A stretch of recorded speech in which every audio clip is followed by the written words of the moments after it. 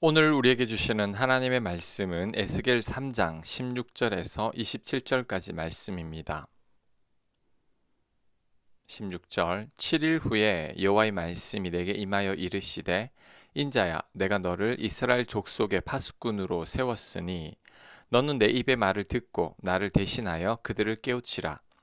가령 내가 악인에게 말하기를 너는 꼭 죽으리라 할 때에 네가 깨우치지 아니하거나 말로 악인에게 일러서 그의 악한 길을 떠나 생명을 구원하게 하지 아니하면 그 악인은 그의 죄악 중에서 죽으려니와 내가 그의 피값을 네 손에서 찾을 것이고 네가 악인을 깨우치되 그가 그의 악한 마음과 악한 행위에서 돌이키지 아니하면 그는 그의 죄악 중에서 죽으려니와 너는 너의 생명을 보존하리라. 또 의인이 그의 공의에서 돌이켜 악을 행할 때에는 이미 행한 그의 공의는 기억할 바 아니라 내가 그 앞에 거치는 것을 두면 그가 죽을지니 이는 네가 그를 깨우치지 않음이니라. 그는 그의 죄 중에서 죽으려니와 그의 피값은 내가 네 손에서 찾으리라. 그러나 네가 그 의인을 깨우쳐 범죄하지 아니하게 하므로 그가 범죄하지 아니하면 정령 살리니 이는 깨우침을 받음이며 너도 네 영혼을 보존하리라. 아멘. 7일 후에 하나님의 말씀이 에스겔에게 임했습니다. 하나님께서 에스겔을 이스라엘 백성을 위한 파수꾼으로 세웠으니 이스라엘 백성들에게 하나님을 대신해서 하나님의 말씀으로 경고하라고 합니다. 만약에 어떤 사람이 악한 길을 가고 있는데 에스겔이 경고하지 않았다면 나중에 그 죄인이 죽은 후에 하나님께서 그 책임을 에스겔에게 묻겠다고 하셨습니다. 하지만 에스겔이 분명히 경고를 했음에도 악인이 듣지 않았다면 그 책임을 에스겔에게 묻지 않겠다고 말씀했습니다. 또한 의롭던 사람이 나중에 악을 행하면 그가 전에 했던 의로운 일은 기억되지 않는다고 합니다. 그 의인이 악을 저질렀을 때 에스겔이 경고하지 않았다면 그 책임도 에스겔에게 묻겠다고 하셨습니다. 자, 오늘 이 말씀을 오늘날에 적용해 보겠습니다. 하나님께서 목회자들을 세우시는 이유는 먼저 하나님의 말씀을 대언하게 하기 위함입니다. 하나님께서 하시고자 하는 말씀을 목회자들이 대언하는 거죠. 이렇게 되기 위해서는 첫째, 목회자들이 하나님과 올바른 관계 속에 있어야 합니다. 그래야 하나님께서 주시는 말씀을 받을 수 있기 때문이죠. 만약에 목회자가 죄악 가운데 있거나 불순종하는 삶을 산다면 하나님께로부터 말씀을 받을 수 없습니다. 하나님은 죄 가운데 있는 자나 불순종하는 자에게는 말씀하시지 않기 때문입니다. 그러므로 먼저 목회자들은 반드시 하나님과 올바른 관계 속에 있어야 합니다. 둘째, 목회자들은 하나님 말씀을 대언할 때 사람들을 두려워하지 않아야 합니다.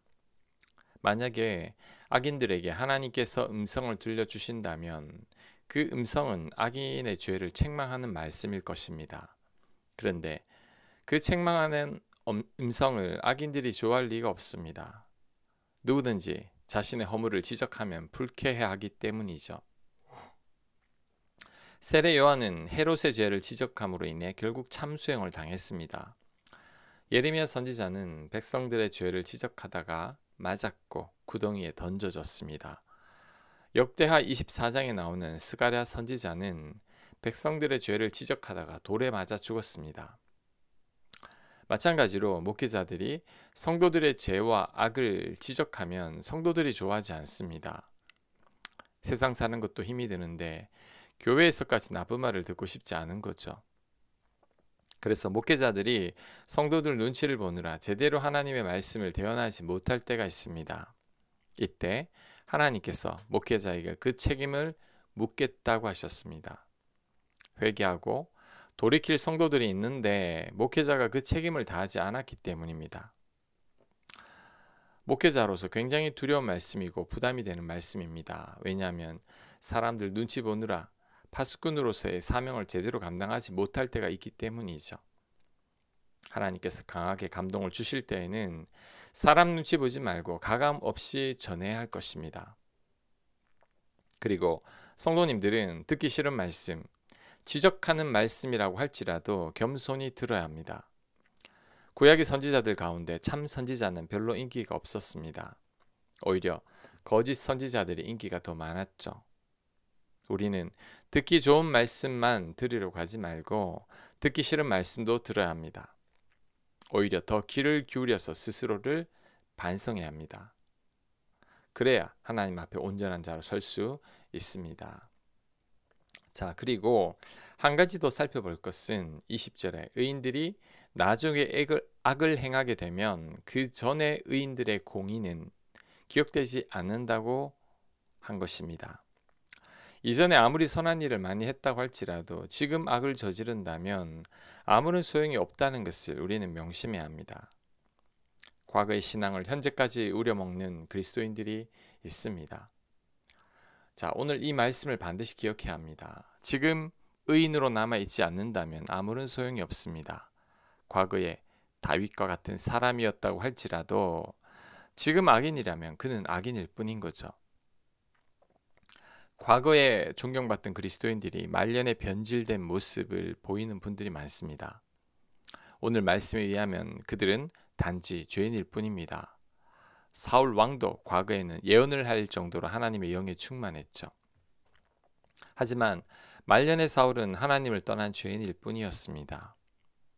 잠언과 전도서의 저자였던 솔로몬은 처음에는 하나님 보시기에 참 합당한 왕이었죠. 하지만 그의 말년은 우상을 섬긴 솔로몬이었습니다. 우리들은 이렇게 되지 말아야 할 것입니다. 22절 여호와께서 권능으로 거기서 내게 임하시고 또 내게 이르시되 일어나 들로 나아가라. 내가 거기서 너와 말하리라 하시기로 내가 일어나 들로 나아가니 여호와의 영광이 거기에 머물렀는데 내가 전에 그 발 강가에서 보던 영광과 같은지라. 내가 곧 엎드리니 주의 영이 내게 임하사 나를 일으켜 내 발로 세우시고 내게 말씀하여 이르시되 너는 가서 네 집에 들어가 문을 닫으라. 너 인자야 보라 무리가 네 위에 줄을 놓아 너를 동여 매리니 네가 그들 가운데서 나오지 못할 것이라.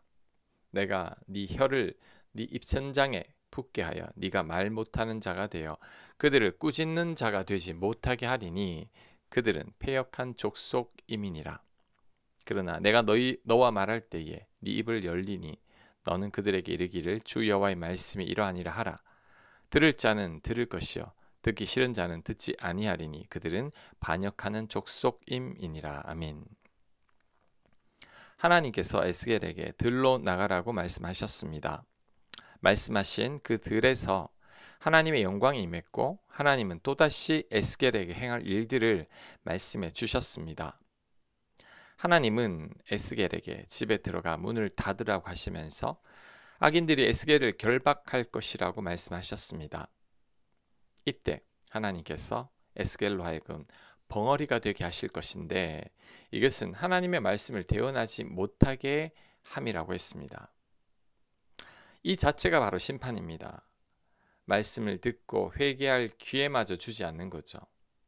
하지만 하나님의 말씀이 임할 때에는 다시 말하게 하신다고 하셨습니다. 일부에게는 말씀을 들을 기회를 주는 거죠.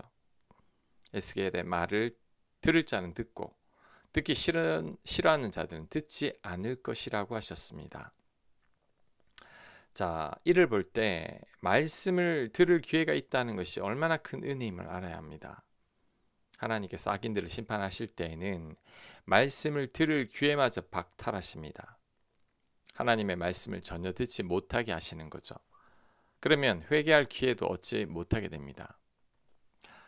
지금 내 귀에 어떤 말씀이든지 들리는 것이 은혜입니다.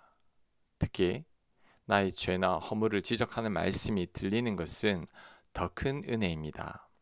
다윗은 이 은혜를 누렸죠. 나단 선지자가 다윗의 죄를 지적할 때 그 말씀이 들렸기에 그나마 회개할 기회를 얻었던 겁니다. 하지만 멸망 직전에 이스라엘 백성들은 예레미야 선지자가 아무리 하나님의 말씀을 대언해도 듣지 않았습니다. 예수님 당시의 종교 지도자들도 예수님께서 수차례 말씀하셨지만 그 말씀을 외면했죠. 그로 인해 멸망할 수밖에 없었던 겁니다. 성경 말씀이 들리는 것이 은혜입니다. 말씀을 듣고 내 죄와 허물이 깨달아지는 것이 은혜입니다. 듣기 싫은 말씀 속에서 하나님의 세미한 음성을 들을 수 있는 것이 큰 은혜입니다. 그 은혜를 누리는 우리 모두가 되어야 할 것입니다. 아멘. 하나님, 하나님의 말씀이 들리게 하옵소서. 예배 가운데 들려지는 말씀을 읽을 때 깨달아지는 그 말씀이 우리에게 늘 임하게 하여 주시옵소서. 그리고 그 말씀에 순종하는 저희들 되도록 인도하여 주시옵소서. 예수님 이름으로 기도합니다.